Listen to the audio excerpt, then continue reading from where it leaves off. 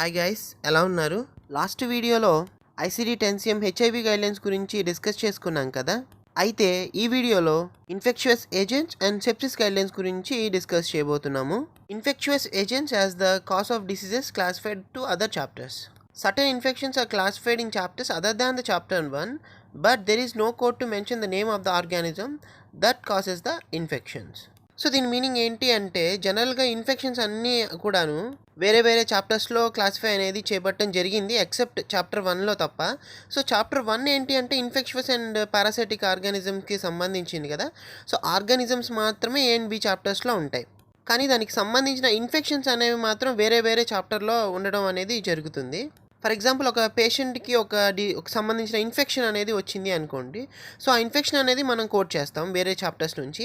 So ఆ infection అనేది ఏ organism వల్ల వచ్చిందో దానికి సంబంధించిన కోడ్ అనేది మాత్రం ఆ చాప్టర్స్లో ఉండదు. సో ఆ ఇన్ఫెక్షన్ ఆర్గానిజంని కోడ్ చేయాలి అంటే సో ఖచ్చితంగా మనం ఏ అండ్ బి సిరీస్కి సంబంధించిన కోడ్స్ని మాత్రమే కోడ్ చేయవలసి ఉంటుంది. సో మన ఇన్ఫెక్షన్తో పాటుగా దానికి సంబంధించిన ఆర్గానిజం కూడా ఖచ్చితంగా కోడ్ చేయాల్సి ఉంటుంది. It is necessary to use an additional code from the chapter 1 to identify the organism. So మనకి ఇన్ఫెక్షన్ కోడ్ అనేది ఒకటే ఉంది కదా, సో అది ఇన్ఫెక్షన్ రిజంబుల్ చేస్తుంది కదా అని ఒకటే కోడ్ చేయకూడదు. సో ఏదైతే దానికి సంబంధించిన ఆర్గానిజం ఉంటుందో దాని కోడ్ని కూడా అడిషనల్గా కోడ్ చేయవలసి ఉంటుంది. అయితే ఈ ఆర్గానిజం కోడ్ని ప్రైమరీ డయాగ్నోసిస్గా కోడింగ్ అనేది చేయకూడదు.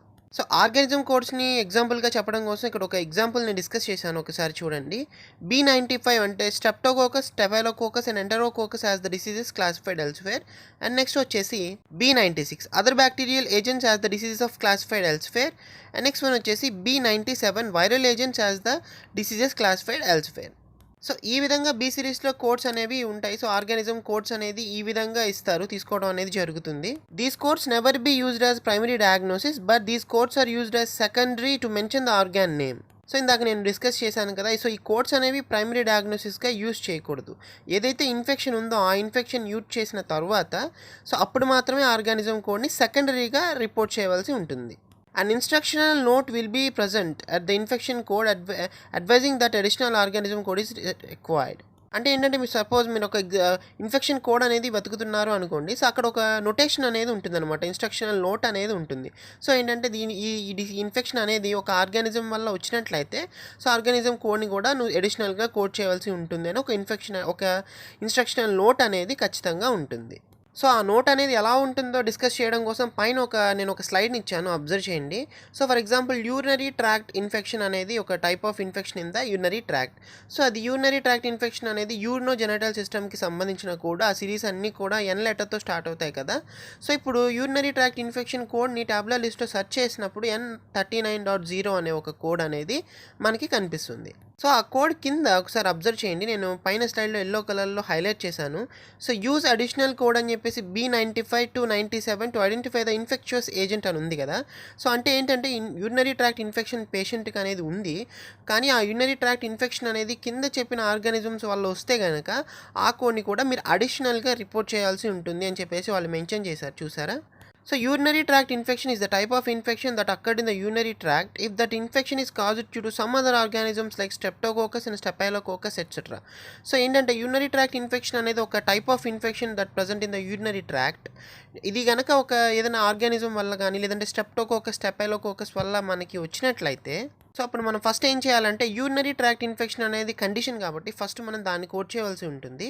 సో దాన్ని కోడ్ చేసిన తర్వాత అది ఆ ఇన్ఫెక్షన్ అనేది దేని వల్ల వచ్చింది, ఇప్పుడు ఇక్కడ స్టెఫైలోకోకస్ వల్ల వచ్చింది కాబట్టి స్టెఫైలోకోకస్ ఆర్గానిజం కోడ్ని కూడా మనం కోడ్ చేయవలసి ఉంటుంది సెకండరీ డయాగ్నోసిస్ కింద. సో ఇది ఇంకా డీటెయిల్గా అర్థం కావడం కోసం ఇక్కడ ఒక ఎగ్జాంపుల్ని డిస్కస్ చేశాను, ఒకసారి అబ్జర్వ్ చేయండి. అదేంటంటే, a patient is diagnosed with urinary tract infection and the urine culture shows streptococcus organism. So అంటే ఒక పేషెంట్కి యూరినరీ ట్రాక్ట్ ఇన్ఫెక్షన్ అనేది ఐడెంటిఫికేషన్ చేయడం అనేది జరిగింది. సో యూరినరీ ట్రాక్ట్ ఇన్ఫెక్షన్ అనేది పేషెంట్ డయాగ్నోసిస్ అయిన తర్వాత యూరిన్ కల్చర్ చేస్తున్నప్పుడు, అంటే ఎందువల్ల ఈ ఏ ఆర్గానిజం వల్ల పేషెంట్కి యూటీఐ వచ్చింది అనేది ఫిజిషియన్ అబ్జర్వ్ చేస్తే సో అతనికి తెలిసింది ఏంటి అంటే స్ట్రెప్టోకోకస్ అనే ఒక ఆర్గానిజం వల్ల పేషెంట్కి యూరినరీ ట్రాక్ట్ ఇన్ఫెక్షన్ వచ్చింది అని చెప్పేసి ఇక్కడ క్లియర్గా మెన్షన్ చేయడం జరిగింది. సో ఇక్కడ మీరు యూరినరీ ట్రాక్ట్ ఇన్ఫెక్షన్ కోడ్ వెతికినప్పుడు యూరినరీ ట్రాక్ట్ ఇన్ఫెక్షన్కి సంబంధించిన కోడ్ మాత్రమే ఉంటుంది తప్ప సో దానికి సంబంధించిన ఆర్గానిజం కోడ్ అనేది ఉండదు.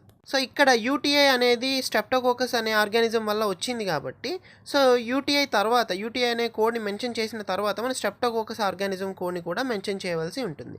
So we should code UTI as the primary diagnosis followed by the organism code streptococcus.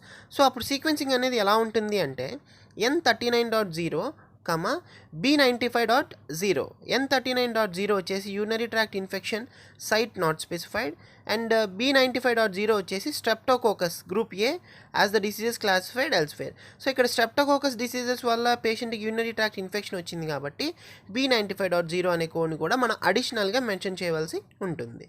So దీని తర్వాత మనం నెక్స్ట్ డిస్కస్ చేయబోయే టాపిక్ ఏంటంటే infections resistant to antibiotics. Many bacterial infections are resistant to the current antibiotics. It means that antibiotics shows no effect on certain diseases, infections. So దీని meaning ఏంటి అంటే మనకి చాలా రకాలైన బ్యాక్టీరియల్ ఇన్ఫెక్షన్స్ ఉంటాయి కదా. సో ఆ బ్యాక్టీరియల్ ఇన్ఫెక్షన్స్ అనేవి మనకి యాంటీబయాటిక్స్ని యూజ్ చేసినా కూడా డిక్రీజ్ అనేది అవ్వదు. ఎందుకంటే ఆ ఇన్ఫెక్షన్స్ అనేవి యాంటీబయాటిక్స్కి రెసిస్టెంట్గా ఉంటాయి. అంటే యాంటీబయాటిక్ యూజ్ చేసినా కూడా తగ్గని విధంగా ఉంటాయి.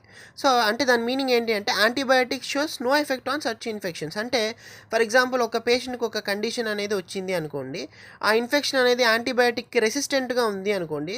సో దానికి సంబంధించిన యాంటీబయాటిక్స్ అనేది ఫిజిషియన్ యూజ్ చేసినట్టయితే పేషెంట్కి, సో దానివల్ల మీకు కండిషన్ అనేది తగ్గడం జరగదు. సో ఇది మనకు తెలియడం కోసం అని చెప్పేసి ఈ ఇన్ఫెక్షన్ రెసిస్టెంట్ టు యాంటీబయాటిక్స్ అనే గైడ్లైన్ని ఇక్కడ ఇంట్రడ్యూస్ చేయడం జరిగిందనమాట. సో ఫర్ ఎగ్జాంపుల్ మీరు ఏదైనా ఇన్ఫెక్షన్ని కోడ్ చేసినప్పుడు అవి ఇన్ఫెక్షియస్ ఆర్గానిజమ్స్ అనేవి రెసిస్టెంట్ టు యాంటీబయాటిక్ అని మనకి తెలిస్తే సో అప్పుడు దాన్ని మనం ఒక కోడ్తో డినోట్ చేయవలసి ఉంటుంది. అదేంటంటే in this case it is necessary to identify the all infections documented as antibiotic resistant. So ఏవైతే యాంటీబయాటిక్ రెసిస్టెంట్ అని డాక్యుమెంట్ చేశారో ఫిజిషియన్, సో ఆ కోడ్స్ అన్నిటినీ కూడా మనం మెన్షన్ చేయవలసి ఉంటుంది ఒక డినోటింగ్ సిగ్నేచర్తో. అదేంటి అంటే assign the code Z16 resistant to antimicrobial drugs. So ఏవైతే ఇన్ఫెక్షన్స్ యాంటీబయాటిక్కి రెసిస్టెంట్గా ఉంటాయో సో వాటన్నిటిని కూడా Z16తో డిసైమినేట్ చేస్తారు, resistant to antimicrobial drugs. If the infection does not documented as drug resistant, then we have to code the infection only. No need to report Z16. So for example ఒక patient infection మాత్రమే mention చేశారు, so drug రెసిస్టెన్స్ని mention చేయలేదు. అంటే ఆ infection అనేది antibiotic రెసిస్టెన్స్లో లేదు, అసలు ఏం మెన్షన్ చేయలేదు, యాంటీబయాటిక్ రెసిస్టెన్సా కాదా అని మెన్షన్ చేయకపోతే కనుక సో నార్మల్గా మన ఇన్ఫెక్షన్ కోడ్ని మాత్రమే తీసుకోవాల్సి ఉంటుంది. అలా కాకుండా ఆ ఇన్ఫెక్షన్ అనేది యాంటీబయాటిక్ రెసిస్టెన్స్గా ఉంది అంటే కనుక అప్పుడు మాత్రమే Z16 కోడ్ అనేది మనం తీసుకోవాల్సి ఉంటుందన్నమాట. సో దీన్ని ఇంకా బెటర్గా అర్థం చేసుకోవడం కోసం ఒక ఎగ్జాంపుల్ని డిస్కస్ చేద్దాము. Patient is diagnosed with penicillin resistant staphylococcus pneumonia. అంటే ఇక్కడ ఒక patient penicillin resistant staphylococcus pneumonia అనే ఒక కండిషన్తో డయాగ్నోసిస్ అవ్వడం అనేది జరిగింది. అంటే ఇక్కడ నిమోనియా అనేది స్టెఫైలోకోకస్ నిమోనియా అనే ఒక ఆర్గానిజం వల్ల వచ్చింది. సో ఆ ఆర్గానిజం వచ్చేసి పెన్సిలిన్ రెసిస్టెన్స్ అని మనకి చెప్తున్నారు. సో ఇక్కడ మనకి కండిషన్ ఏంటి అంటే నిమోనియా. సో నిమోనియా అనేది స్ట్రెప్టోకోకల్ నిమోనియా అనే ఒక ఆర్గానిజం వల్ల వచ్చింది. అండ్ ఈ ఇన్సులిన్ అనేది ఇన్ఫెక్షన్ అనేది పెన్సిలిన్ రెసిస్టెంట్ అని చెప్తున్నారు. So penicillin shows no effect on the condition, hence we report Z16.11 code. So ఇక్కడ ఈ యొక్క కండిషన్కి మనకి పెన్సిలిన్స్ ఇచ్చినా కూడా సో పెన్సిలిన్స్ అనేవి ఈ కండిషన్ మీద ఎఫెక్ట్ అనేది చూపించాం. అంటే ఆ కండిషన్ అనేది తగ్గడం జరగదు కాబట్టి సో ఖచ్చితంగా మనం ఈ ఇన్సులిన్ రెసిస్టెన్స్ అనేది ఈ పెన్సిలిన్ రెసిస్టెంట్ కోడ్ అనేది Z16.11 రిపోర్ట్ చేయవలసి ఉంటుంది. సో అప్పుడు సీక్వెన్సింగ్ అనేది ఎలా ఉంటుంది అంటే J13, Z16.11. సో ఇక్కడ J13 వచ్చేసి pneumonia due to streptococcus pneumonia and next Z16.11 వచ్చేసి రెసిస్టెంట్ టు పెన్సిలిన్. సో ఇక్కడ డైరెక్ట్గా స్ట్రెప్టోకోకస్ నిమోనియా అనేది పెన్సిలిన్ రెసిస్టెంట్ అని చెప్తున్నారు కాబట్టి Z16.11 కోడ్ అనేది ఇక్కడ మనం తీసుకోవడం జరిగింది. సో Z16.11 కోడ్స్ అనేవి ఇక్కడ స్టాటస్ కోడ్స్ కాబట్టి సెకండరీగా మన అడిషనల్ డయాగ్నోసిస్గా ఇక్కడ రిపోర్ట్ చేయడం జరిగింది. సో ఇన్ఫెక్షన్స్ ఏజెంట్ తర్వాత మనం నెక్స్ట్ తెలుసుకోవాల్సిన బిగ్గెస్ట్ చాప్టర్ ఏంటి అంటే sepsis, severe sepsis and septic shock guidelines. First అసలు ఈ గైడ్లైన్స్ గురించి డిస్కస్ చేసుకునే ముందు అసలు సెప్సిస్ అంటే ఏంటో ఒకసారి మనం తెలుసుకోవడానికి ట్రై చేద్దాము. So sepsis is a life threatening illness caused by our body response to an infection. అంటే ఏంటి అంటే సెప్సిస్ అనేది ఒక లైఫ్ థ్రెటనింగ్ ఇల్నెస్. సో అది ఎప్పుడు జరుగుతుంది అంటే ఏదైనా ఒక ఇన్ఫెక్షన్కి మన బాడీ అనేది రెస్పాన్స్ అనేది ఇస్తుంది కదా. సో అది మన బాడీ ఇచ్చిన రెస్పాన్స్ వల్ల జరిగే ఇన్ఫెక్షన్ని so severe sepsis or sepsis అని అంటాము. So it is caused by our body response to an infection. So, ఏదైతే ఒక ఇన్ఫెక్షన్‌కి మనకి వచ్చిందో, సో, ఆ ఇన్ఫెక్షన్స్‌కి మన బాడీ ఇచ్చే రెస్పాన్స్‌ని బట్టి వచ్చే ఇన్ఫెక్షనే సెప్సిస్ అని అంటాం. Sepsis occurs when a chemicals released in the bloodstream to fight an infection and trigger the inflammation throughout the body. So for example ఏంటంటే ఇప్పుడు మన బాడీలో ఒక ఇన్ఫెక్షన్ ఉంది అనుకోండి. సో ఆ ఇన్ఫెక్షన్ అనేది తగ్గించడం కోసం మనం బాడీ అనేది కొన్ని రకాల కెమికల్స్ని ప్రొడ్యూస్ చేస్తుంది కదా. ఆ ప్రొడ్యూస్ చేయబడిన కెమికల్స్ అనేవి బ్లడ్ స్ట్రీమ్లోకి రిలీజ్ అయ్యి సో ఆ ఇన్ఫెక్షన్తో ఫైట్ చేస్తూ ఉంటాయి. ఈ టైంలో ఒక ఇన్ఫ్లమేషన్ అనేది జరుగుతుంది. సో దీన్నే సెప్సిస్ అని అంటాం అనమాట. This cause and severe changes that damage multiple organ system leading them to fail, sometimes even resulting the death. So ఈ సెప్సిస్ అనేది మన బాడీలో సివియర్ చేంజెస్ని ప్రొడ్యూస్ చేస్తుంది అండ్ అంతేకాకుండా డ్యామేజింగ్ ఆఫ్ మల్టిపుల్ ఆర్గాన్స్, అంటే ఏవైతే మన సిస్టంలో బాడీ ఆర్గాన్స్ ఉన్నాయో వాటన్నిటిని కూడా డ్యామేజ్ చేస్తుంది. సమ్టైమ్స్ అవి ఫెయిల్ అయ్యేలా కూడా చేస్తుంది. అండ్ అలానే సో దానివల్ల ఒక్కొక్కసారి లైఫ్ థ్రెటనింగ్ కండిషన్స్ కూడా జరుగుతుంటాయి. అంటే చనిపోయే అవకాశాలు కూడా చాలా చాలా ఎక్కువగా ఉంటాయి ఈ కండిషన్ వల్ల. సో ఇప్పుడు కోడింగ్ గైడ్లైన్స్లోకి వచ్చినట్లయితే అసలు సెప్సిస్ని, సివియర్ సెప్సిస్ని అండ్ సెప్టిక్ షాక్ని ఎలా కోడ్ చేస్తాము, అసలు అవి ఏంటి అంటే, సో ముందుగా సెప్సిస్ గురించి డిస్కస్ చేసుకుందాం. For a diagnosis of sepsis, assign the appropriate code for the underline systemic infection. For example ఒక పేషెంట్కి సెప్సిస్ అనేది డయాగ్నోసిస్ అయింది అనుకోండి. సో అప్పుడు మనం ఏ కోడ్ డినైట్ చేయాలి అంటే, సో ఏదైతే అండర్లయింగ్ సిస్టమిక్ ఇన్ఫెక్షన్ ఉందో ఆ కోడ్ని మనం రిసెంబుల్ చేయవలసి ఉంటుంది.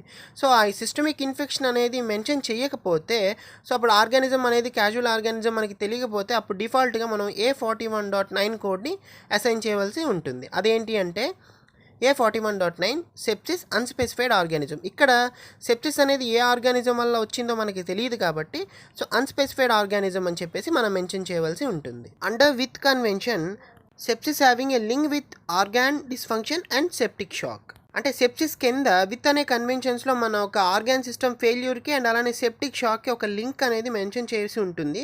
సో అదేంటో మనం డిస్కస్ చేద్దాం నెక్స్ట్ స్లైడ్స్లో. సో ఫస్ట్ ఆఫ్ ఆల్ ఇందాక మనం డిస్కస్ చేసుకుందాం కదా సెప్సిస్ గురించి, సెప్సిస్ ఎలా కోడ్ చేస్తామని గురించి.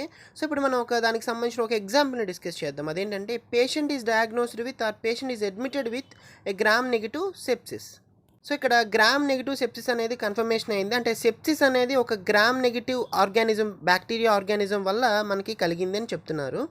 సో ఇప్పుడు ఎలా కోడ్ చేయాలి అంటే A41.50 అంటే gram negative sepsis unspecified. So ఇందాక మనం డిస్కస్ చేసినప్పుడు ఆర్గానిజం ఏం మెన్షన్ చేయకపోతే A41.9 అని చెప్పాం కదా. సో ఇక్కడ గ్రామ్ నెగిటివ్ బ్యాక్టీరియా ఆర్గానిజంని మెన్షన్ చేస్తున్నారు కాబట్టి సో ఆ బ్యాక్టీరియాతో కలిపి ఉన్న అండర్లయింగ్ ఇన్ఫెక్షన్ ఇక్కడ గ్రామ్ నెగిటివ్ ఆర్గానిజం కాబట్టి సో ఆ కోడ్తో కలిపి ఉన్న సెప్సిస్ కాంబినేషన్ కోడ్ని తీసుకోవాల్సి ఉంటుంది. సో అదేంటి అంటే A41.50 gram negative sepsis unspecified. అలానే ఇంకొక ఎగ్జాంపుల్ చూద్దాము. అదేంటంటే patient is admitted with staphylococcus sepsis. So ఇక్కడ సెప్సిస్ అనేది అండర్లయింగ్ ఇన్ఫెక్షన్ స్టెఫైలోకోకస్ ఆర్గానిజం వల్ల జరిగింది కాబట్టి సో ఇప్పుడు సెప్సిస్ విత్ అండర్లయింగ్ ఇన్ఫెక్షన్ కాంబినేషన్లో ఉన్న కోడ్ అంటే A41.2 sepsis due to unspecified staphylococcus organism code అనేది మనం తీసుకోవాల్సి ఉంటుంది. అండ్ అలానే ఇప్పుడు దాకా మనం సెప్సిస్ గురించి డిస్కస్ చేసుకున్నాం కదా. సో అలా కాకుండా సివియర్ సెప్సిస్ అని మనకి ఎక్కడన్నా డాక్యుమెంట్ చేసినట్లయితే సో అప్పుడు మాత్రం 2 కోడ్స్ని తీసుకోవాల్సి ఉంటుంది. సో అది ఎప్పుడు ఎలా తీసుకుంటాం అనేది మనం నెక్స్ట్ స్లైడ్స్లో డిస్కస్ చేసుకుందాము. నెక్స్ట్ వచ్చేసి negative inconclusive blood cultures and sepsis. Negative or inconclusive blood cultures do not preclude a diagnosis of sepsis provided documentation is made. So అంటే ఏంటంటే ల్యాబ్ రిజల్ట్స్ కానీ లేదంటే వేరే వేరే కల్చర్స్ ఏవైతే ఉన్నాయో సో వాటన్నిటిలో సెప్సిస్ పాజిటివ్ అని వచ్చినా నెగిటివ్ అని వచ్చినా మనం దాన్ని బేస్ చేసుకుని కండిషన్ అనేది కన్ఫర్మేషన్ అయినట్టు తీసుకోకూడదు. సో ప్రొవైడర్ ఏదైతే స్టేట్మెంట్ అనేది మనకి ఇస్తారో సో అప్పుడు మాత్రమే మనం తీసుకోవాల్సి ఉంటుంది. ఫర్ ఎగ్జాంపుల్ ప్రొవైడర్ సెప్సిస్ని కన్ఫర్మేషన్ చేస్తే కనుక అప్పుడు మాత్రమే మన ఆర్గానిజం ఏదైతే సెప్సిస్ ఇన్ఫెక్షన్ కోడ్ ఉందో అది మాత్రమే తీసుకోవాల్సి ఉంటుంది. సో ప్రొవైడర్ కన్ఫర్మేషన్ చేయకుండా మనం ఓన్గా ల్యాబ్ రిజల్ట్లో కన్ఫర్మేషన్ అయిపోయింది కదా అని చెప్పేసి మనం పాజిటివ్గా తీసుకొని సో సెప్సిస్ కోడ్ అనేది మనం కోడ్ చేయడానికి పాసిబిలిటీ అయితే ఉండదు. సో నెక్స్ట్ వన్ వచ్చేసి urosepsis. The term urosepsis is a non specific term and it is not be considered as a synonyms with the sepsis. It has no default code in the alphabetic index. అంటే term urosepsis అనేది ఒక non specific term అనమాట. అంటే యూరోసెప్సిస్తో మనం code అనేది వెతుకుతున్నప్పుడు మనకి ఏ code అనేది ఉండదు. అండ్ అలానే ఇదేంటంటే యూరోసెప్సిస్ అనేది ఇందులో సెప్సిస్ ఉంది కదా అని చెప్పేసి ఇది మనం సెప్సిస్కి సినానిమ్గా అయితే మనం తీసుకోవడానికి పాసిబుల్ అనేది ఉండదు. సో యూరోసెప్సిస్ అంటే ఏంటనేది మనం కోడ్ ఏమన్నా వస్తుందా లేదా అని సెర్చ్ చేసినప్పుడు ఆల్ఫాబెటికల్ ఇండెక్స్లో దీనికి సంబంధించిన డెఫినెటివ్ కోడ్ కూడా ఏది మనకి ఉండదు. ఇది ఒక నాన్ స్పెసిఫిక్ టర్మ్ కింద మనం స్కిప్ చేయడం అనేది జరుగుతుంది. అండ్ నెక్స్ట్ వన్ వచ్చేసి sepsis with organ dysfunction. So మనం ఇందాక చెప్పుకున్నాం కదా, సెప్సిస్ ఇంట్రడక్షన్ గురించి డిస్కస్ చేస్తున్నప్పుడు సెప్సిస్ వల్ల సివియర్ ఆర్గాన్ సిస్టమ్స్ అనేవి ఫెయిల్ అవుతూ ఉంటాయి, అని అలానే పేషెంట్కి ఒక్కోసారి లైఫ్ థ్రెటనింగ్ కండిషన్స్ కూడా వస్తూ ఉంటాయని చెప్పుకున్నాం కదా. సో ఈ సెప్సిస్ వల్ల ఒక్కొక్కసారి ఆర్గాన్ డిస్ఫంక్షన్ కూడా జరుగుతూ ఉంటుంది.